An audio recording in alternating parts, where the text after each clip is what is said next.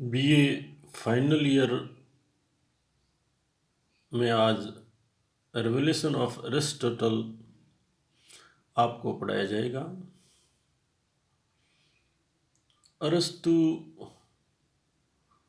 के अनुसार संविधान व शासन में कोई भी परिवर्तन क्रांति है।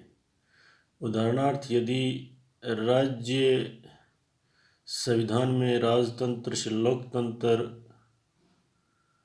में परिवर्तन होता है तो वह क्रांति है। दूसरा, यदि संविधान में बदलाव नहीं होता है परंतु सत्ता एक व्यक्ति से दूसरे व्यक्ति के हाथों में आ जाती है तो वह क्रांति है। इस प्रकार अरस्तु ने क्रांति की साधारण परिभाषा दी, अर्थात वो किसी भी प्रकार के छोटे मोटे परिवर्तन को क्रांति से जोड़कर देखते थे। अरस्तु ने क्रांति के दो प्रमुख कारण बताए, जिसमें पहला, जिसे वो सामान्य कारण कहता है, वो है समानता की मांग। इसको अरस्तु दो भागों में बांटता है, पूर्ण समानता तथा आनुपातिक समानता। ज्ञातव्य है कि किसी भी समाज में पूर्ण समानता संभव नहीं है। यह अरस्तु भली भांति जानता था, इसलिए उन्होंने हमेशा आनुपातिक समानता का पक्ष लिया। दूसरा है न्याय की प्रबल इच्छा। न्याय की इच्छा क्रांति का दूसरा कारण है। अरस्तु के अनुसार जनता जब विद्रोह करती है, जब उन्हें लगता है कि उनके साथ न्याय नहीं हो रहा,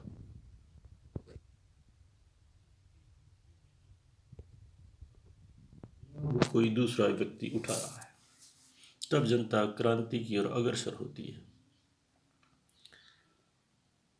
भाग 2 में अरस्तु ने क्रांति के कुछ विशेष कारण बताए, जो जनता के स्तर पर व शासन के स्तर पर सामने आते हैं, जिसमें कुछ महत्वपूर्ण है, जिसको हम बिंदुओं के माध्यम से संक्षेप में लिखेंगे। लाभ प्राप्ति की तीव्र इच्छा, अर्थात जब राज्य का कोई वर्ग अनुचित तरीके से लाभ प्राप्ति की इच्छा रखता है और किसी अन्य के हिस्से को हड़पता है, तो क्रांति की संभावना प्रबल हो जाती है। दूसरा है सम्मान व प्रतिष्ठा की इच्छा, क्योंकि मानव स्वभाव हमेशा सम्मान व प्रतिष्ठा चाहता है। अगर उसके सम्मान व प्रतिष्ठा को ठेस पहुंचती है तो वह क्रांति की ओर अग्रसर होता है। किसी एक व्यक्ति या व्यक्तियों के समूह के हाथों में शासन शक्ति का आ जाना, जिससे प्रजा असुरक्षित महसूस करे, तो क्रांति का बीजारोपण होता है। किसी व्यक्ति को अनुचित विशेषाधिकार व महत्व प्राप्त हो जाना भी क्रांति का कारण बनता है।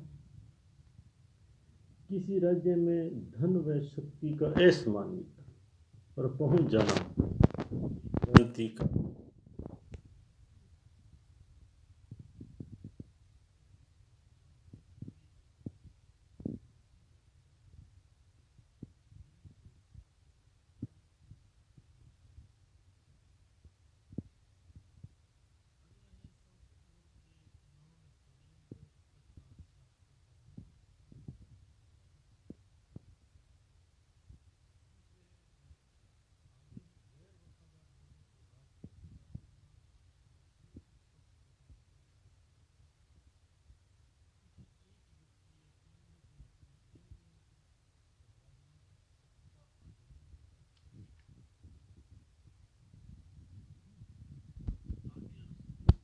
ये मानता है कि राज्य में विभिन्न प्रजातियों के लोगों की उपस्थिति भी क्रांति का कारण है, क्योंकि भिन्न भिन्न प्रजाति के लोगों के सामाजिक मूल्य, राजनीतिक आकांक्षाएं तथा आवश्यकताएं अलग अलग होती हैं।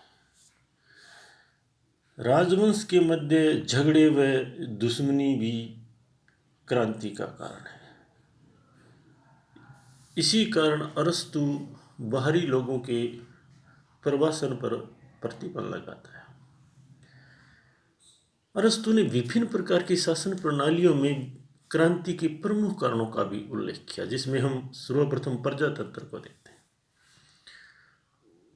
प्रजातंत्र शासन में क्रांति का नेतृत्व भाषण कला में चतुर लोग, जिसे अरस्तु वाग्वीर या डेमोगेग्यू कहता है, नेतृत्व करते हैं। ये जनता को झूठे व मोहक वादों द्वारा भ्रमित करते हैं और प्राय ये नेता धनवान वर्ग पर आक्रमण करते हैं, जिससे जनता क्रांति की ओर अग्रसर होती है। तानाशाह तंत्र या अल्प तंत्र, ट्रेनी और ओलिगार्की में क्रांति के दो कारण हैं। तानाशाही व निर्दयी शासन और शासक वर्ग में प्रतिद्वंद्विता। प्रबुद्ध तंत्र, एरिस्टोक्रेसी। यद्यपि अरस्तु राजतंत्र के बाद एरिस्टोक्रेसी को अच्छा शासन मानता है, जिसमें प्रबुद्ध लोग शासन करते हैं, परंतु जब धनवान वर्ग का हस्तक्षेप बढ़ता है तो गरीब जनता लोकतंत्र शासन की मांग करने लगती है। इसीलिए एरिस्टोक्रेसी में रेवोल्यूशन की स्थिति पैदा होती है। डनिंग के अनुसार शासन में स्थिरता आनुपातिक समानता स्थापित करके ही की जा सकती है, ताकि प्रत्येक को अपना भाग मिले। समय अरस्तु क्रांति को रोकने के लिए धन संपत्ति, पद प्रतिष्ठा व अवसरों की समानता के पक्षधर थे। अरस्तु शासन में स्थायित्व को महत्वपूर्ण मानते थे।